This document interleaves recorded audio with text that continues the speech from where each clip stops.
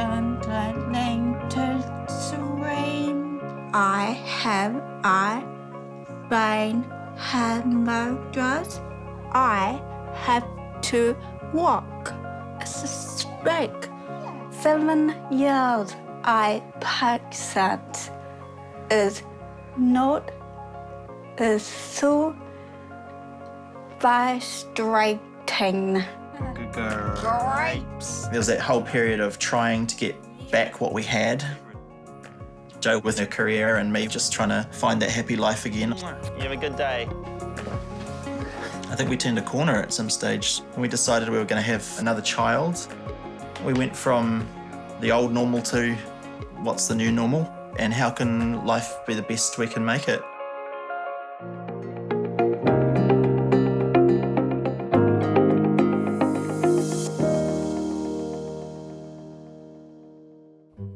Do you want to introduce yourself or? Yes.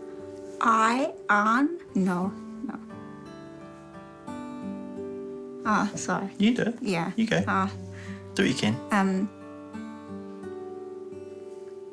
My name is Joanne Scott. Nice, yeah. I'm her husband, Leon Burt. Connor is 7. Alan is 1. Tom, K-I-T, please. Yeah. I have a brain hemorrhage, AVM. That was in 2013. Yeah.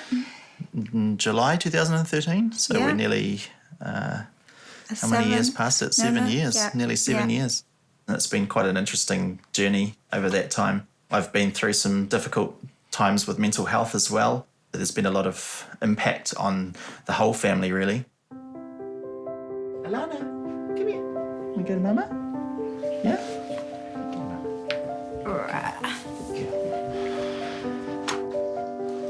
When Jo and I first met, she was a very high-flying young doctor. She was starting to specialise in haematology. I had been studying an arts degree and I was the lowly barrister at Auckland Hospital. And Jo had come out of a relationship and wasn't really looking for someone else to be seeing. There were quite a few doubts about me, I think. Yeah. But slowly over time we overcame those. And then we went on a disastrous date when Jo had been working night shift. Didn't like a lot of things that I said on that date and we didn't go out again for a few months. One of us or the other one of us, depends on who you ask, kept pursuing things. Right, go get ready. When we first got together, we were quite different in our life goals. Yeah. Jo was very much career-driven and a very ambitious person where I'd never really been that.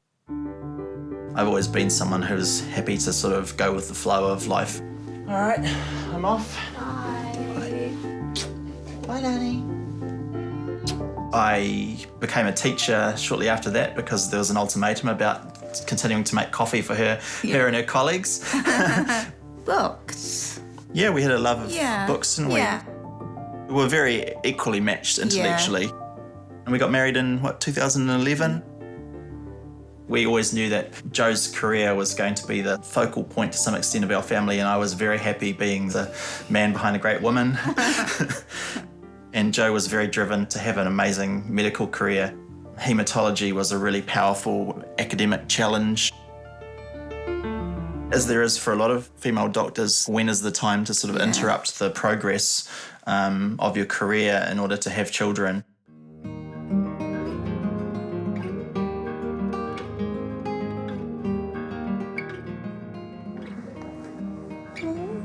One day old. Having a little sleep on Mummy. Do you like it? You do? Yes, you do. Go for a walk around the domain. Hi, Mum. Hello. Hello. For the first 6 months, Jo was home, and that got me to the end of a school year when I took over and was going to stay home dad with him for at least the next year before we could then put him into daycare or something like that. Turn back. Jo was studying very, very hard for the exams that would have brought her to be a consultant haematologist. Birthday, dear Connor. Happy birthday to you. It's your birthday. Yeah, it's your birthday.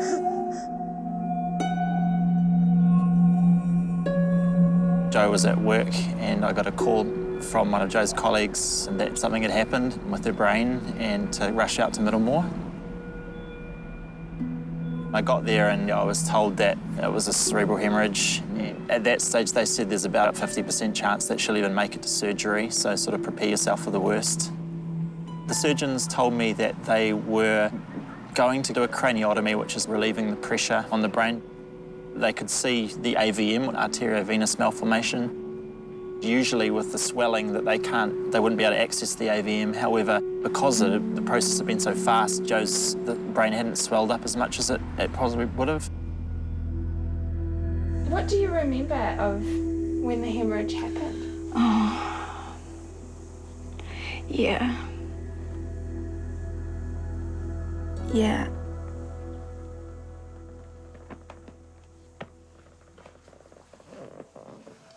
I lucky to be alive.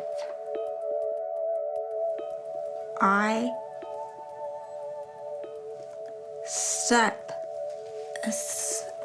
We swapped roles to some extent. Yeah. Jo had over a month in Auckland Hospital, followed by 3 months in rehab. So she wasn't in the home at all for a good stretch of time, which meant that I was doing the parenting and being by her side, I guess, a lot of the time.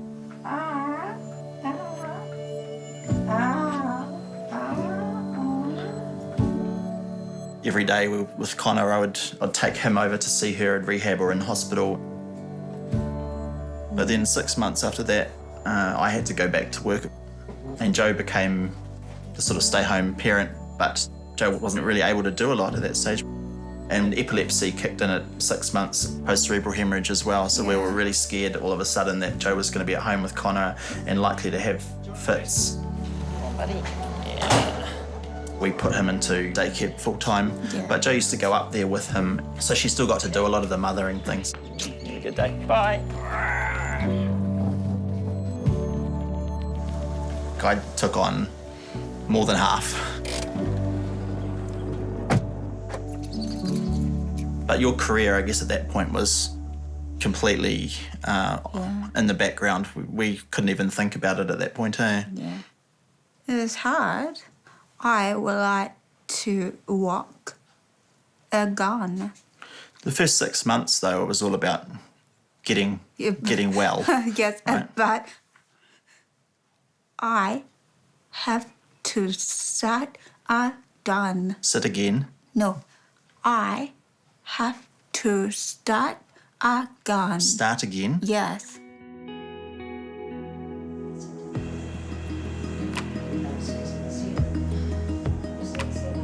People ask me all the time, what progress is she making? And I say she's constantly making progress. There's always forward progress. However, the progress that we can see has not yet been significant enough to have a positive impact on what she's able to do. Her very, very clear goal is to get back to her job. I'm quite confident she'll get back language to a really good conversational level, but that extra academic stuff that she's going to need to be a haematologist, I fear might elude her. I want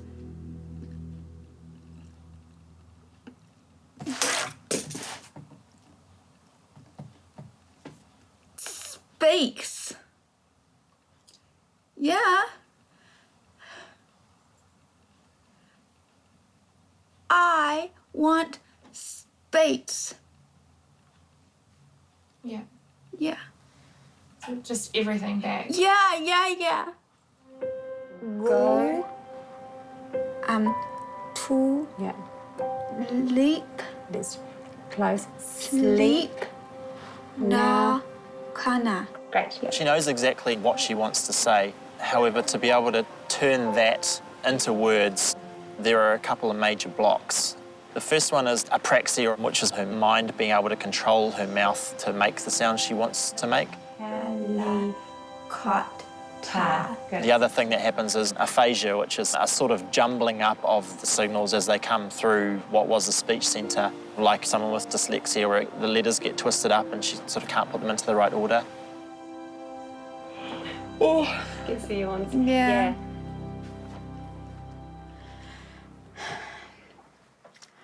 Mum. Non. None. Tin. Kun. Kun.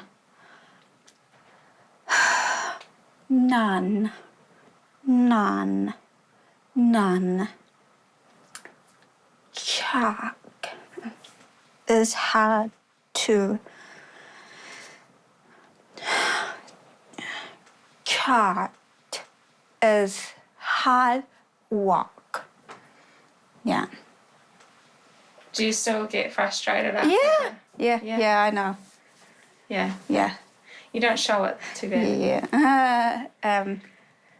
7 years I percent is not is so frustrating.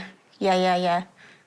Everything was about you getting speech back so that you could work again, wasn't it? Yeah. Remember the set of goals we had? We talked Yeah. about conversational language within a year and then struggling to get the academic language back, hopefully in another year after that. But they were just arbitrary goals that we really set for, because we hoped. And it was pretty obvious quite quickly that those weren't going to come back. Yes, but Not in your mind. yeah. No. 5 years. I remember the point Yeah. where you suddenly decided that 5 years was the new goal. Yeah. 7. I don't know. I don't know.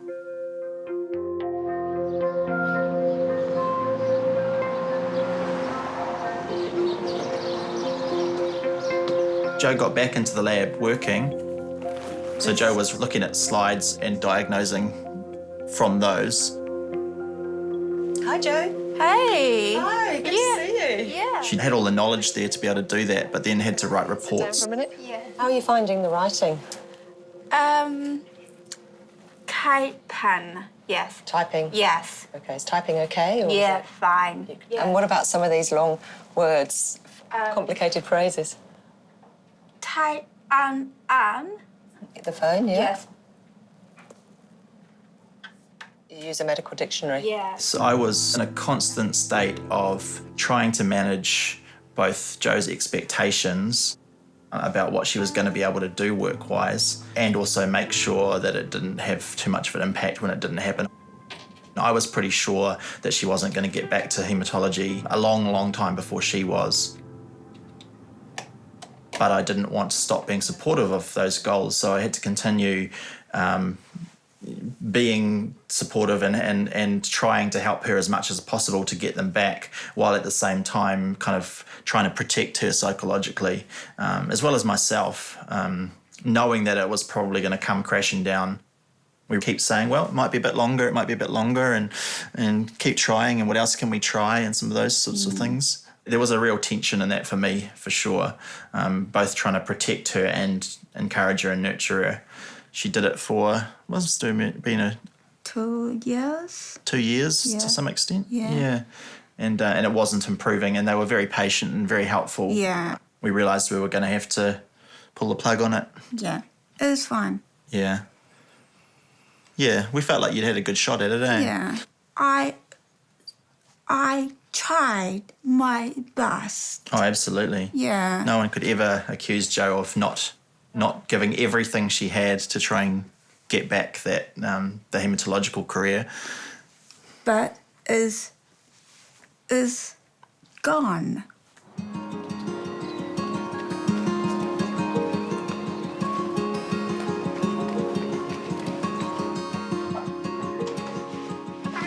Hi.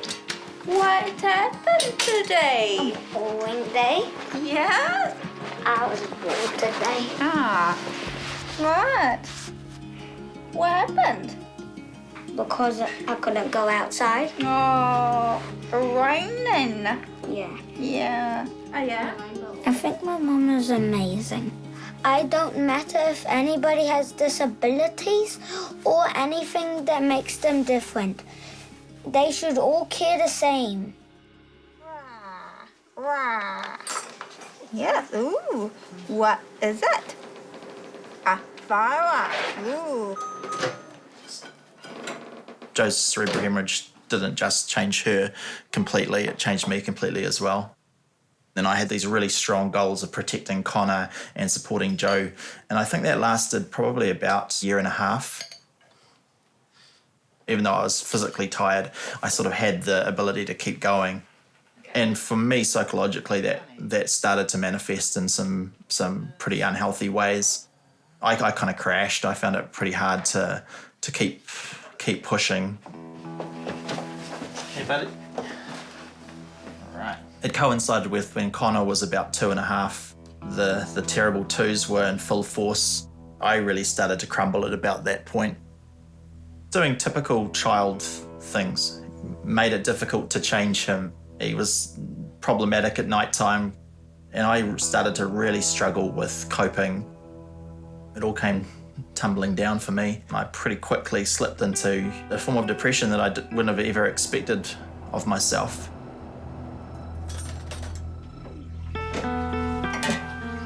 I was unhappy a lot. I was crying. I had days when I felt like I didn't want to get out of bed, even though I continued to do that. That was the spilling over of years of this ridiculous stress from it all. Began to come out in pretty unhappy ways at that stage. I would scream. I would have been physically very scary, intimidating. And it had just boiled over. I'd never been a person who had anger like that before. Run on, Connor, naughty boy, yes, all day. I say to you, I can't do this. I've got to hide now. I just got to shut the bedroom door. I would slam the bedroom door and stay in there and put a pillow over my head and I'd hear Connor still screaming and being difficult in the evening. And I just knew I couldn't go out there because I was going to lose it. I on the tour. I knew the patient. Yes. I said him to walk it off. The person is right. Is sad.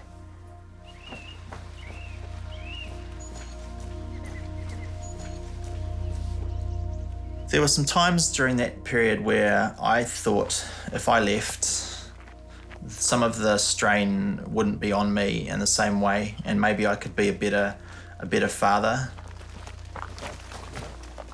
But I did have a few moments where I thought if I wasn't in my child's life, would he be better off?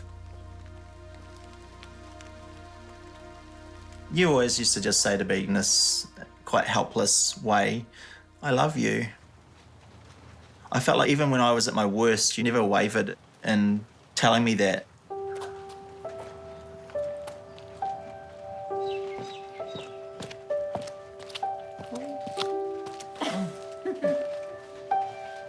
I started having psychotherapy. I went on to medication, but I learned some coping mechanisms. I would hide in my room and we'll go for a walk. I'm someone who's always been really big on commitment as well, and I thought I'd made this really strong commitment.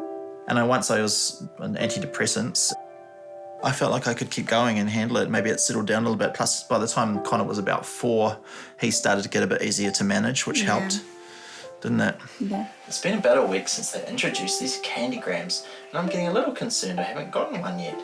I never flank potatoes. It's really hard life for him, I guess.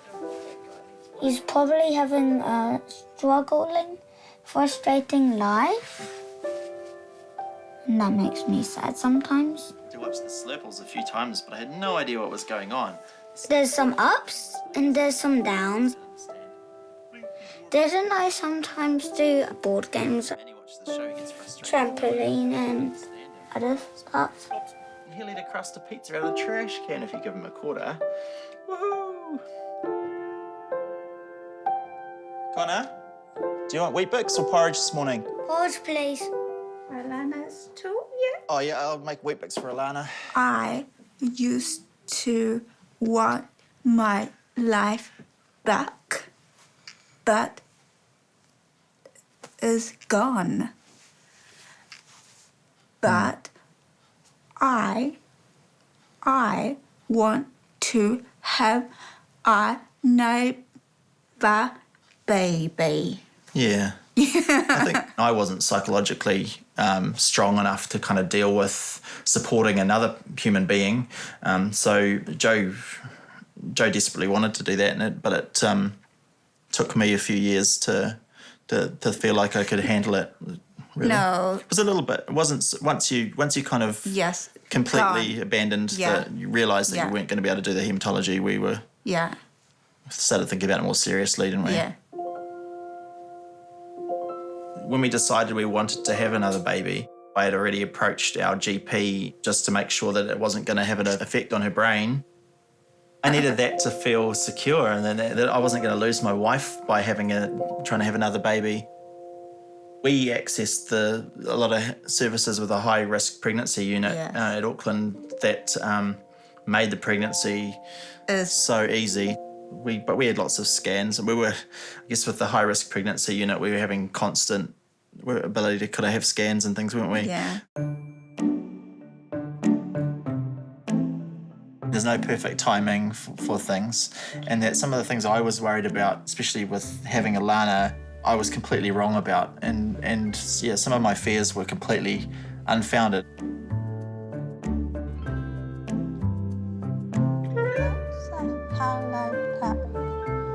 What color? Blue, yes.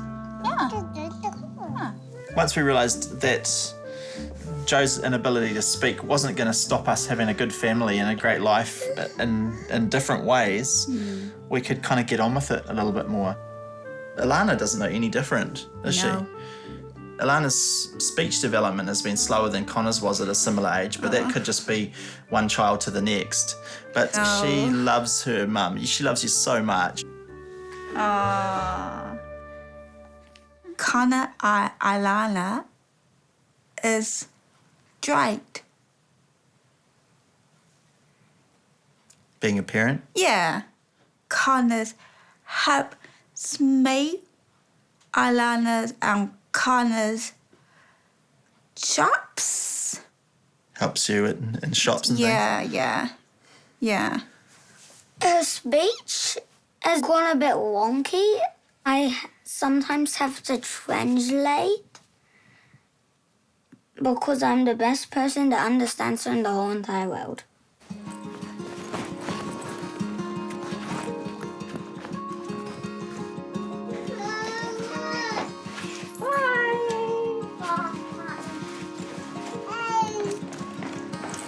Hi, I love you. Cheek to cheek. Take to take. That's really good. Humpty Humpty Dumpty. Good.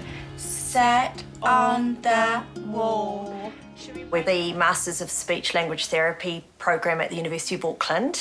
Research is telling us that people do continue to make progress, after the sort of, 2-year mark. But I think the personal approach is what really singles Jo out. The fact that she picks very distinct aspects to work on. What would you like to work on today? I would like to do the welcome Welcome sing. song? Yes. Is how to speak. Say Do we want to do the splashing? We'll leave it. Yeah. Ready? Alana's here today. Alana's here today. We're so happy that Alana's here today. Joe's here today. Joe's here today. We're so happy that Joe's here today. There's nothing wrong with Joe's thinking, and people with aphasia, they're perfectly intelligent people. It's just the getting of those words out. Very frustrating because all those thoughts and opinions and the rich, aspects of language is still in there. It's just getting it out. You get the same presentation in writing as you do in speech, where it's hard for them to get the exact words. Eyes underwater. 3, 2, 1. Beautiful.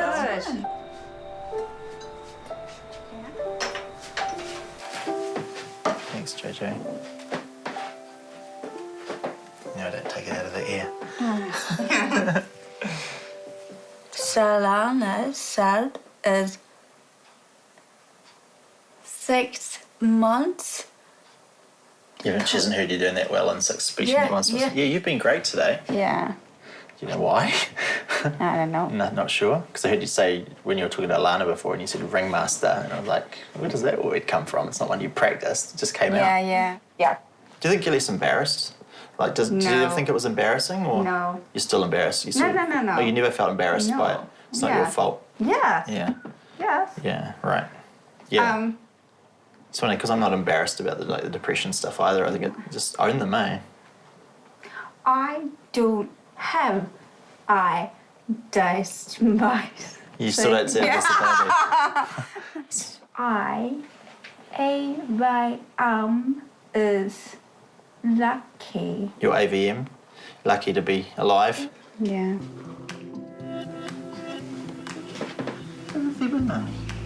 Yeah. It's not bad. It's not. She is. How can we not be thankful for where we are now when we've got these amazing kids and each other still? You gonna put it down? Yeah. Through all of this, I think I've come to think about the concept of disability and ability in a different kind of way. What Jo went through, it affects some parts of her life, and other parts of her life, like family life, can absolutely flourish. Uncle Gary told me the best way to get a girl's attention is by making yourself look unavailable. You don't want to hear this. I look at what I've done well through this time and value that and acknowledge that I've got things that I'm not good at and have been hard. Or not feeling like Jo's speech is going to stop her doing some really amazing things. There's still so much ability there. I speak is fine at her. Don't speak. That's just who you are now. Yeah. Bye, Bubble. Is that it? Might have to do this again, I think.